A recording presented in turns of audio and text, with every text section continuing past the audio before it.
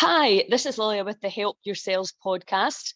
And with me tonight, I have Kyla, Kyla spoke at the Goddess Gathering last year, and I was blown away, and I've been talking about doing a podcast with you ever since. Now, I've just asked you your job title, but it doesn't really tell me exactly what it is you do and what information you share. But anyway, thanks for coming on the podcast. It's great to see you again. You're welcome. Thanks for having me. So can you just explain what it is, what your title is and what it is you actually do?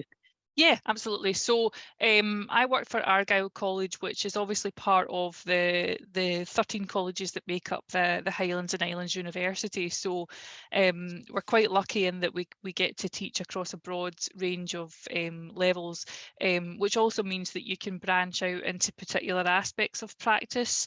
And my focus tends to be on play and active learning and engagement in the outdoors, and also reflective practice, which sort of ties in sometimes when I'm trying to get people to reflect on where they could bring their practice outside. So it's also focused on child development as well. So that's another aspect that I've a keen interest on. But with regards to actual delivering of HEA and FE, my passion is trauma-informed practice. And I obviously think that I'm trying to tie as much of that in together with outdoor experiences as well, because I think that there's a lot to be said for getting older people outside as well, and not just focusing on the early years. So it's kind of it's across the board, really. Yeah, absolutely. And I think that was the one thing when you came away with all the data around outdoor learning, I was like, I mean, I knew it already, but because you had the stats, I was like, oh my God. And then of course that my passion is telling adults, all about that stuff. But clearly in the development stages, when a child's brain is developing, and their risk aversion or awareness, their gut biome, you cannot separate any of these things out. Outdoor learning impacts on all of that. And yeah, I think that let's talk about the two things. I want you to, because I really want to capture all the amazing information you have and the advantages of children being outside. But then the big problem always comes that the outdoor nurseries are doing an amazing job, but then they go into school and they're asked to sit in a classroom all day, which I don't know whoever came up with that idea, but I mean, it's just kind of causing havoc for teachers mainly. It's a perfect example of I think being too stuck in a rut that once upon a time we thought was what we needed to do for education, but actually the science tells us that that's not what we need, but we don't seem to want to change the model, because I think it would mean mass education. People would need to get behind it, and so many people are not informed as to why that doesn't work, that model of sitting inside all day. Yeah, absolutely. So can you just talk about Argyll and what's happening there? Because that was really interesting to me as well. Yeah. Well, really, actually, we're quite fortunate in Argyll because we do have 3 outside nurseries. So that's nurseries that are entirely outside based. What they all have is some form of shelter so that the children can access the shelter. And because there's been research that said that although they don't necessarily need to be in that shelter, but this whole knowing that there is a shelter they can go to is almost like fulfilling those basic physiological needs, for shelter, food, water. So if they know they have a shelter, that in itself sometimes is actually enough. And you'll find that children don't tend to opt to go in unless they are looking for, to get away from the rain, to do colouring in and it doesn't smudge. They're not generally looking in to get away from the weather, because they're not often really aware of the weather. They're very engaged in what they're doing. So in Argyll, we've got 3 outdoor nurseries, which is fantastic. But the other incentive, I suppose, to get children outdoors more is with the increased funding in Argyll and Bute, well, right across Scotland, where we have children who are 3 and 4 years old in nursery from sort of 9 till 3 now, when it used to just be a morning, didn't it? And now they're in all day. But what we've said, what they've said was, and I was part of the group that wrote the instruction, what are you going to do with the children now you've got them all this time? And it was like 50% of that time needs to be outside. And that's a lot of time for them to be outside. And it's a big change, and it's definitely not one that's happening overnight or one that's taken, well with everybody, because a lot of people, when they went into working in early years, they didn't think of it as an outdoors job, but the shift is now that it's an outdoors job. So we should have children in nurseries across Argyll and Bute that are outside 50% of the time, and then we've got 3 nurseries that are just entirely outside, and that movement is right across Scotland. And I think the most interesting results are being shown from inner cities where they've got these outdoor nurseries, and what they're finding is that you know, the children's behaviour is better, they're sleeping better, they're seeing, you know, closing of that equality and attainment gap in children who are now attending these outdoor nurseries. So I'm fascinated with the idea that there's been all these millions spent on what can we do to narrow that equality and inequality and Absolutely. attainment gap, and what it might have been all along is just get them outside. So some Yes. simple solution, but a kind of essential one. So that's the movement in I Argyll mean, and don't you, Bute.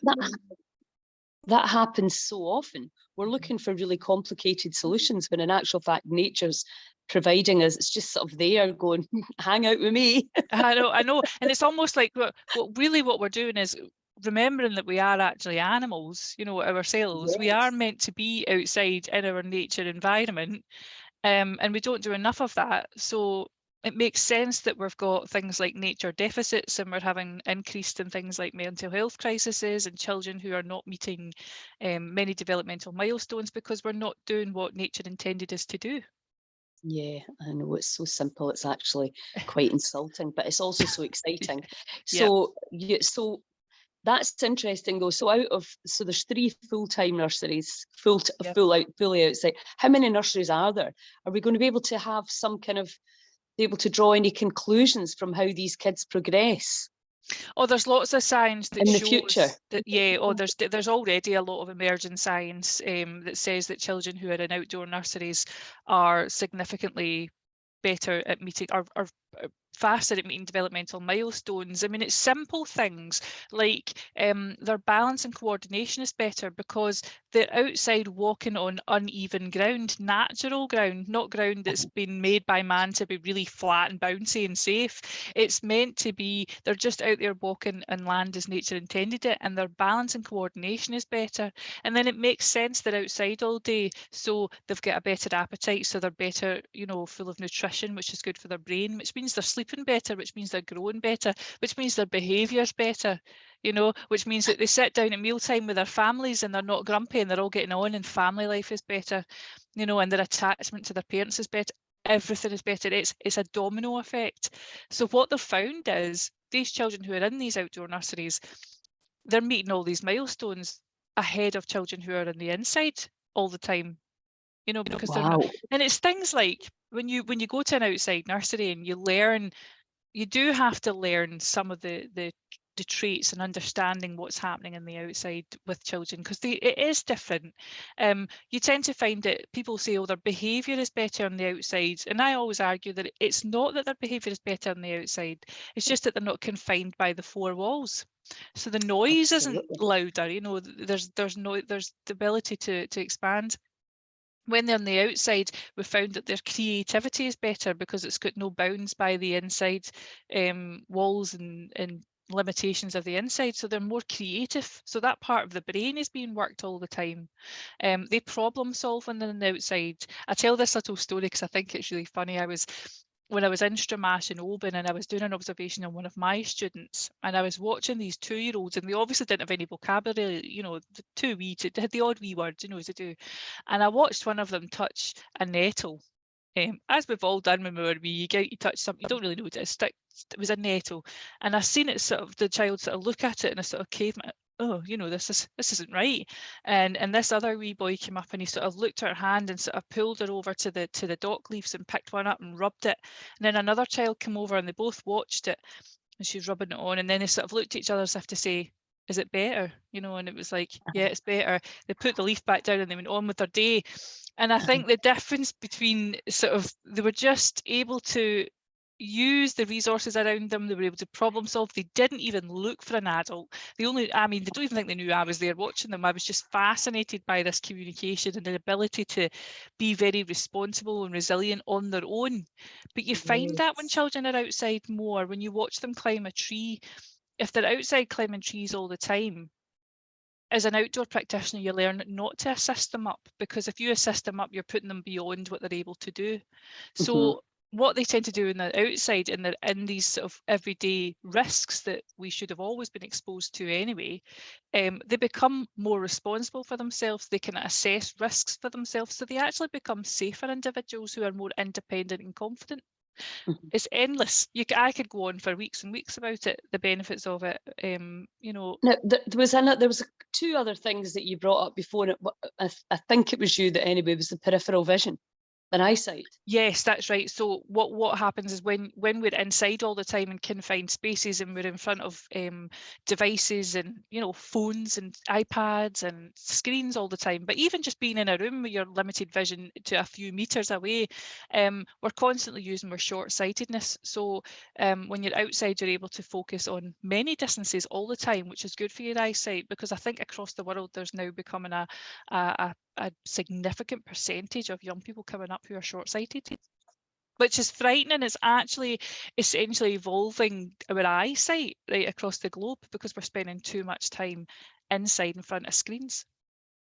I know I'm quite lucky. I don't wear glasses yet. I'll say yet, but I shouldn't really say yet. But I do find if I'm on my phone, actually my eyesight starts to get a bit blurry, so I've got to stop, which is actually good. It just makes me, instead of think, oh, I need glasses, I think, no, I need to stop staring at my phone. Staring at the screen. And that's because we don't blink as much when we're looking at the blue screen. It's a miscommunication of signals, and that's because it's not a natural signal. A natural signal is your light outside when the sun goes down and it goes dark. These are natural signals, but when you're in front of an artificial light, that's a miscommunication, and so your brain tells your eyes not to blink as much. And it causes dry eye, and we have a lot of youngsters with dry eye now, where they're having to get their tear ducts flushed so that it starts to drain away all the dust and things because they're not blinking. It's a vicious cycle, I know, and it's very common. You'd be amazed, and obviously the amount of them that have now, you know, they're short-sighted, so they need glasses. Yes, I know, that's crazy, isn't it? It is. It's really frightening, and that's just one impact on their health. But there's just so many others. Well, the natural light definitely helps. Well, I mean, it stimulates vitamin D and a whole plethora of, you know, amazing things that the body needs in order to function properly. But yeah, if they're not outside clearly and the skin's not getting any of that natural light, we do become deficient over time. Oh, absolutely. And my friend was a GP in Glasgow, and he said every single person they tested without exception was vitamin D deficient. Yeah. And you know, so getting them outside playing, and it's interesting that you say that, because I remember now when you've told me again that they're not going in, they're only going in for things that they don't, to do things that they don't want rain falling on top of it, rather than, oh, being out in the rain, you know. That's adults that do that, isn't it? Yeah, and we have to be careful with that. And I think that's where the education comes from. It needs to come from the adults down, because what you tend to find is adults will assess the weather before they go outside, whereas children don't, because they just want to go outside, because, you know, weather is an opportunity for different learning to happen. You know, we need to see weather as a learning tool as opposed to a hindrance to the opportunities. But I also think we need to differentiate, or stop differentiating almost outdoor and indoor education. Education is education. To me, it should be outside unless it has to be inside. There shouldn't be a let's take it outside as a treat or as an exception. It should be the other way around. But as you said at the start, the problem with that is, and we're getting far better at that in the early years, but what we're not getting better at is doing it from primary one and up, you know, all education at all levels. And I suppose as well, you know, it depends where you live and how easy it is. You know, I know when I had my kids at first, I lived in a flat, so it wasn't as easy. But then I moved to a house with a garden, so you could just make sure the fences were, you know, high enough to keep them in. When they were small, I mean, you know, that you can then just open the door and let them go out and play. And I suppose it must be the same for nurseries. If nurseries don't have a great outdoor area, how can you turn it into 50%, you know, outdoor nursery? So we need to think about a lot of different components to make it all work. But I think also if parents are aware the enormous benefits, the other thing that you mentioned was the gut biome. Can you talk about to that a little bit, which is one of my favourite subjects? About the gut bio. Well, yeah, just the impact of being outside on the whole functions of your digestive system. You know, you're running about, you're moving more. When you're moving more, that's impacting your digestive system. I can't remember what else I said about it that day, but just the whole process of it's almost like it's not one factor, it's all the factors together. When they're getting enough sleep, they're moving more. When they're hungry because they're eating nutrition, all of those things impact your gut health collectively. So those children tend to have healthier digestion because they're moving about more outside in the fresh air. So we found and I would suppose if you think particularly boys, but not girls too, the stress that's caused by trying to make them sit down. Oh God, I know. Really, the stress on them and the stress on any classroom assistant or teacher as well. It's not what they're innately designed to do. When they're outside, you see them when they're outside, they're exploring all the time, and that's nature, that's natural. They take their 5 senses and they want to expose their 5 senses, and they want to do that so that they can explore and learn the world around them. And they do that when they're outside. And we sort of steal nature's natural education from them when we have them inside all the time, because they're not learning things like the natural seasons that they start to see.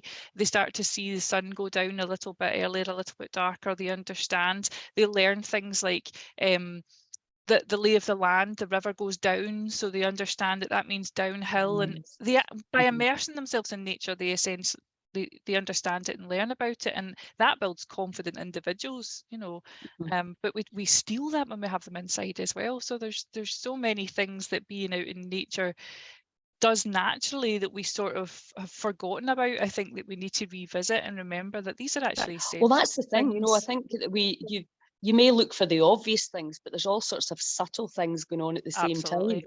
And I'm obviously born and brought up here and brought my kids up here, and I used to notice the difference between my city friends and the a lot less fear, because our kids just ran wild. Yeah. If they never came home, nobody thought for a second. Whereas in the city, you've got to have eyes on them to know where they are all the time, and that clearly impacts the child as well. It does. It limits their freedom, doesn't it? It limits what they can do. But I think also we are very much guided by our culture and Western culture. There are cultures around the world where children climb cliffs to get to school. They go in Japan at Subway age 5 to get to school. So, what we place as danger and risk is very much cultural based and adult led. And it depends where you are in the world. So we are sort of socialized by our own cultural expectations of what's safe and what's not safe, because we look around the world. And they did an experiment in London where they got a group of children that were like 5 or 6 years old, and they let them go unsupervised from one side of London to the other. They had so far to go. They weren't unsupervised, they were like covertly supervised. It would be a bit unethical to let them just wander London, but the children were able to do it. They got from point A to point B without an adult with them. I think they asked an adult for help at one point, but the fact is that they were able to navigate it. But what we did is we place our own expectations of risk and what they're capable of onto them. Absolutely. When you said about fences, I thought it was interesting, because there's been a lot of research recently about actually some children do better when there isn't a fence there, and that they learn the boundaries, and when they're involved in setting the boundaries, they're very respectful of it, and that they can guide that themselves. So there's some outdoor nurseries that are actually done away with having a fence, which I think for some people is completely mind-boggling. Because you think, how a fence, you've got to keep them in. But we're not zoo animals, and actually they have the ability, especially if you give them ownership and responsibility. So I think we're starting to gradually learn that actually for too long we've set our own boundaries and expectations onto them as to what's safe, what's not, and that includes being in the outdoors, and we're having to revisit that to ensure that we're actually giving them what they need, but also I feel like what they're entitled to as well. Absolutely. They're entitled to be outside getting muddy and having fun and exploring. And they tell us all the time. I was talking to somebody the other day there who was saying how it did annoy, and my child keeps taking their socks and shoes off. And I said, every child does that. I think when they're about, don't they? When they're wee and you're trying to put nice wee socks and shoes on them because it's cute, and they just take them off before you've even got out the front door. And I said to them, but that that's on purpose. They don't know they're doing it on purpose, but they're doing that Yeah. because that is how they explore the world around them. They need the senses of the feet, the touch is part of how we explore the world. So they do that on purpose. For them, it's like, no, this is a limitation. I need to feel the world around me, and they take their socks and shoes off. And that's why they do it. So they're doing these things to tell us, this is what I need, but we often don't listen. Yeah, they're doing it intuitively. I It remember when is. talking to my mum about earthing and grounding, Yep. she said, "Oh God, you guys always wanted to be in your Yep. bare feet," and that's again just something you don't realise, especially with all the plastic in the soles of shoes. You're cutting them off from an energy supply. Yep. By making them wear shoes, especially when they're quite happy not to.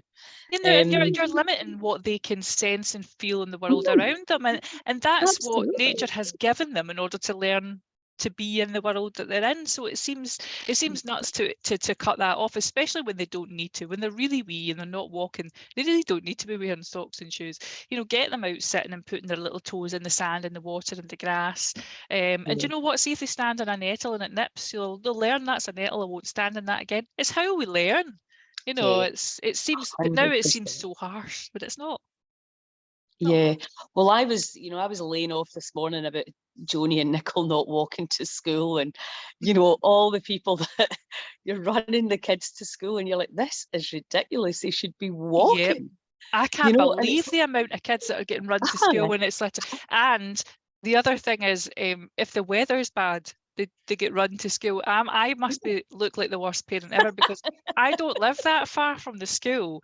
But you know what? I don't care what the weather is. It's only through the park. And if we get into this mindset that we shouldn't walk in this weather, we shouldn't go outside, and that's bad weather, or that we should jump in our vehicles, it's a negative mindset to give children going forward as well. So it doesn't matter what the weather is. Don't even ask me for a lift now.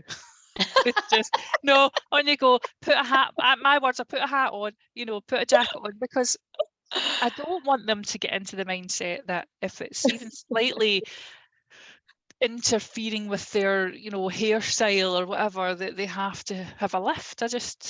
But you see it everywhere, the amount of schools that are flooded with cars in the morning. It's also, we're disabling them, we're taking Absolutely. that away from them. It's like, what are we doing? Anyway, and I suppose, like back in the day, because that is one of the things, is now the amount of cars on the road, and that is a real, it's something that's a consideration when you're kind of letting them run, especially if you're beside a main road. But and again, as soon as mine could walk and cross a road, I was like, on you go, you're perfectly capable. So, and I think knowing that, and also thinking, well, of course you could do that. But where did we get so kind of like protective? The helicopter kind of helicopter parenting. I think it would be weird if there wasn't a correlation between the increase in sort of media and information that we're exposed to. Before there was always accidents, there was always children getting in dangerous situations.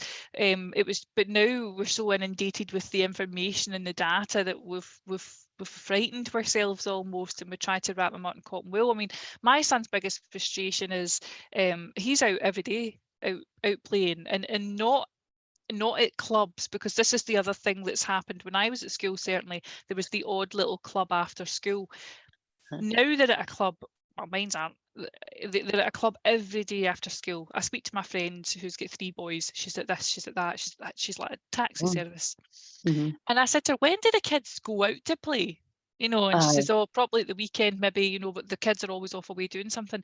So we're not actually, we're doing what we're surrounding them in adult-led situations again, where they're not just going outside to play, to navigate and be responsible for their own play and decide and use their imagination and create opportunities for play using the resources of outside. They're not getting that. My son's biggest frustration is that if it's raining, his friends' parents won't let their kids out, or they've got to go in because it's dark. And I'm like, well, this is the problem. It's not the kids, it's the adults' limitations on what they should and shouldn't do. Because he go out and it doesn't matter the weather. He actually, I don't care if it's raining, can I go out? And I'm like, on you go. And he doesn't, I I think know that he doesn't like conformity. He doesn't like these after school groups because he can't express himself and do what he wants yes. to do. So, you know, he's very much one of those little boys who wants to go outside all the time and just like, let's make up our own game and do what And I recall being after exactly, school. because then there's always adults interfering in Yeah, everything, trying yeah, to solve all the interrelationships that inevitably happen when you're, yep, you know, that, and we really need to allow them to be doing that themselves to the best, we do. obviously within reason. But you know, that's how you. Bullying is not a new thing. I remember getting Oh bullied at no, school, and that's how you know, then you learn how to manage it, and you know, yep. there's so much to be learned. I mean, There's don't no get me wrong. exposure to it. There's no exposure to No, their own social world anymore. It's all adult supervised social situations that they're in. So where does that leave them when they leave school and all of a sudden they have to navigate their own socialization, their own social, you know, life, no. when Hmm. they've got no prior experience of that without it being organized by somebody? I know, I know. It's interesting how it's just kind of swung that way without us really, you know, I suppose thinking about it too much. And suddenly it's like everything. Because I was just talking to my niece as well. It's like that. It's time consuming, and then Oh there's yeah. football at the weekends as well. And it's like you never, even for the parents, it's, you know, it's not a sustainable way to live when you're No, it so isn't. busy. It And isn't. And all your of these things were calendar. designed. Oh, sorry. No, no, see, your calendar's not got a space in No, it for anything. So no. psychologically for you, that's not. No, it's not healthy. I mean, I say this to my friend who's got her boys. I'll, you know, do you want to do something then? She, oh, the boys have got this on, the boys have got that on. And I think, you know, well, why don't they miss it? They could just Uh-huh, miss it. And you could take a wee day and come and do something with me, uh-huh. because I think you're right. And a lot of the systems that we have in place, like education, the homework, the after school clubs, they all were sort of created at a time when we were living in a society where there was generally one parent who could be at home, or there was the option for that. And now we're in a society where both parents usually have to work. If you've got a two-parent household, they have to work. Or if you've got a one-parent household, they generally have to work. So what we're finding now is when that 6 o'clock comes, it's focusing on running to an after school club of some sort. It's doing homework. It's doing all of these systems that were made up when society didn't reflect what it is currently today. So Yes. it's not suiting. All it's doing is promoting this busy culture all the time where people can't slow down. Um, Yeah. and that's unhealthy, because I think that again sets a precedent for children as well. And so the time to be outside seems to be lower and lower on the agenda and the time, isn't it? Yeah, because we're filling up every little bit of space, and the kids will feel Absolutely. that too. Yeah. So you said that about trauma informed. Mhm. You know, I think most of us are understanding now that childhood trauma can lead to all sorts of, you know, issues, you know, in Absolutely. adulthood, and how, you know, I don't know what the percentages of addiction, etc., and is comes from some form of childhood trauma. Yeah. So when you're talking about that, but you're talking about in adults, how does that work? How do you support people or identify who needs help or what? How does it work? Well, actually, what they've discovered as well through, I think what we're learning more through now is neuroscience. We can actually look at a brain of someone who's experienced trauma in early childhood, and then look at someone who hasn't. And what we're seeing is two brains that look very different. So it Mhm. literally shapes your brain. It shapes the synapses in your brain. It shapes all these pathways that impact things like how you make decisions, how you manage stress, your time management, your memory, your processing, your imaginative skill, all these skills, these cognitive functions, we know, as well as relationships and resilience, are all impacted by those early childhood experiences. And that's why things like Police Scotland have invested money in the early years as well. It's why the Scottish Government put so much money into increasing the early years. It's because we know that if they have the best chances in early childhood, it will reduce things like drug addiction, Yes. crime rates. I mean, if Mhm. you go into a prison and you talk to all those people who are incarcerated, you'll find that it's I think it's, I mean, don't quote me on this, but it's over 80% will have had some sort of childhood traumatic Yeah. experience. Mhm. Um, so what we need to be looking at is how do we recognise it, and also how do we make sure that we've got resilient avenues for children and young people? And what I say to people who are teaching in schools or at higher and further education is, you can usually recognise it in things like you know, how they present themselves, what kind of experience they've had in school to date, how they're managing their time, how easily they become quite distressed in assessments. People don't come out and usually like tell you they've experienced trauma. You can usually spot it through a series of interactions that you've had with them, or experiences, or how well they're coping. And we can't just assume they've had trauma, but I think if we always go into it with a trauma-informed approach, which means looking at building strong relationships with people, so that you've got a resilience, you know, creating a safe and inclusive environments that are supportive. It means that you've got a kind of universal approach that will work for everybody, but particularly those who have experienced some sort of trauma.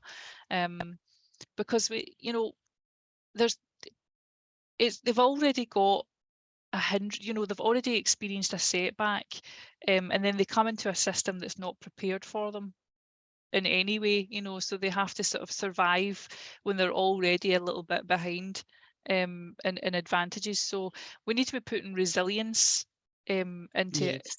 to Yeah. children, and that's where we're sort of, I think, lacking. Is we're all becoming very ACE aware, which is fantastic, and we're all becoming aware that trauma impacts the brain and what we're able to do. And you know, people with early childhood trauma are more likely to access drugs and things like that. But what we need to do in order to stop them getting to that point is start putting in avenues of resilience for them. And that's where I think we're still developing our understanding of how to do that. So I think that the first place we can start is making sure that people are trauma informed and they're aware of the impact of trauma on the brain and the body. But also then the next step after that is, right, we're aware of it, but what can we do about it? Because Yes, being aware of exactly. it's one thing, but if you're not going to do anything about it, what's the point? You know, Yeah, and you know, my friend works with traumatized teenagers, and he said to me, you know, all behavior is a form of communication. absolutely. I And say that all the time. Yeah, that's yeah, interesting. you know, in children, I thought it's the same in adults. It You know, is. it's everybody's communicating through their behavior without. Well, I certainly know I behaved badly. I didn't realize it was because of things I was hurting, or Mm-hmm. I didn't understand why I behaved the way that I did. Mm-hmm. So I think you're absolutely right. People have to understand that look, it's not. There's nothing wrong with you. It's just what's happened in the past Yeah. is causing you know, to repeat these patterns. And now we can look at the brain, look at the neuroscience, Mm-hmm. look at the ability to rebuild the pathways, and teach people whether they do it or not, which is always going to be the Well, there's always going challenging to be thing. self-determination. You know, no Yeah. matter what, there will always be self-determination. You know, you can, with all the best will in the world and support in the world, you Uh-huh. know, you can give people the world, but they ultimately have the decision of what they do with it. Yeah, absolutely. But Um, at least if you're informed, and they're all informed from an early age. And also, you know, I think having worked with recovering addicts, and I just see them like people that have usually have had a really, really difficult life. So that, mhm. you know, for me, that's not really a judgment, it's just an understanding. You know, so I just don't see it as somebody that's, why don't you just make different choices? Oh, I know. If only it was that simple. You know, Yes. it's never that simple. And I mean, I know a person who was addicted to heroin and overcame that addiction, and then became addicted to alcohol and overcame that addiction, and is now a fantastic addiction counsellor. But you know, she always says that there's people don't want to be drug addicts. They don't. There is genuinely a reason for it, you know, and it's usually some form of trauma. But I've got actually got a student who's starting up a charity at the moment, that's about that gap between when something traumatic happens to a young person and accessing the support. There can Uh-huh. sometimes be a sort of window, a gap, and it's in that window that some of them make the really poor choices that lead them down to the wrong Yeah. path. And so what he's trying to do is start as almost like a befriender, and somebody who will take you under your wing and sort of until you get all the support you need. Because what he's saying is it's that little window that where all this, we're losing them.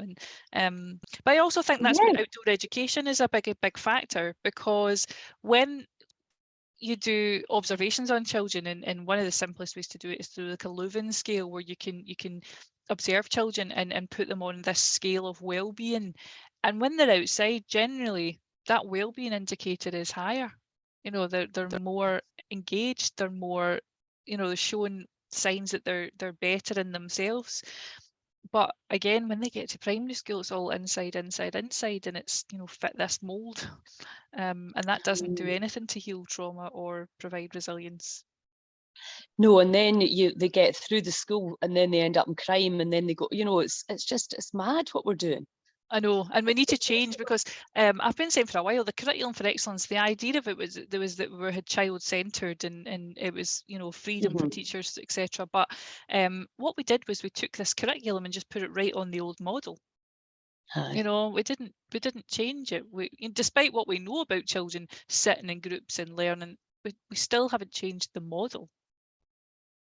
It's the same in health, you know, when the science is already there, we know what works, we know what doesn't work, Yeah. we know, you know, but we're still stuck in these old models, Yeah. which, you know, and it's like, what's it going to take? I for know, us? and it bothers me as well, because you think we're all banging on the same drum, but I know. nothing's changing.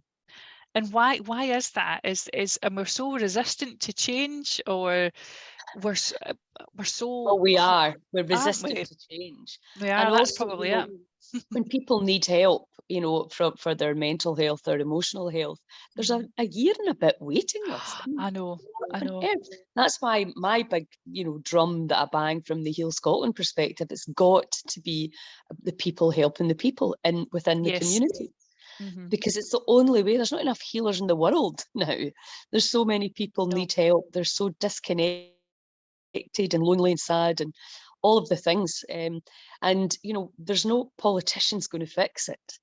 No, and there's It's no amount of NHS money into mental health services is going to fix it at all. The only thing I think that will give it any opportunity to better itself in the future is if we start looking at what we're doing wrong and try and fix it in terms of, you know, getting people outside, making more things outside, getting the younger generation to not see outside as something to do, but just a normal part of life is being outside yes. and being in nature, and giving them the education, because it doesn't seem to be working when we're trying to educate, you know, the adults on it. No, they say teach the kids and the kids will teach the parents. And I think Absolutely, that's, yeah, absolutely, and that's part of the I think what needs to change is we need to empower the children to say, well, you know, being outside, it shouldn't be a hobby. Being outside should just yeah. be normal, you know. But it all goes hand in hand, doesn't it? With the best will in the world, you know, you think I should do this, I should do that. But if you're all tired, everybody's Yeah. stressed, and you're getting up in the morning, there's just a list of chores, and getting them Oh. out to school, and then lunches, and oh, I mean, But it's again, it's this. I think we've got this horrible idea that we all have to be perfect all the time and positive all the time, and sometimes I think, yeah, there's a lot to be said for a positive mindset, but we wouldn't be human if we didn't have moments where we felt a bit down and fed up, and you know, and sometimes we have to accept them and then be resilient from them and come out of them, and that's normal. But I think we live in this unhealthy idea of perfection, and especially around things like your house has to be kept immaculate. mhm, Why? You know, it doesn't have to be kept immaculate.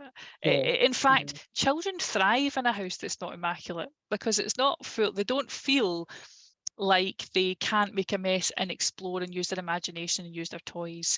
When they're absolutely. surrounded by a bit of chaos, what maybe chaos to us, it's really good for them. It's more stimulating, and they're more likely to use their imagination. So, do you know, you are not doing your kids any favour by having an immaculate house. You're not doing them any favours by prioritising washing your bath over spending time with them and taking them outside. So, you know, when you think that you're, you know, oh, I'm such a bad mum, my bathroom's a mess, I would say, you know what, stuff your bathroom, go outside and splash Absolutely. in a puddle, and then Yeah, come in and be muddy and make that bathroom even messier.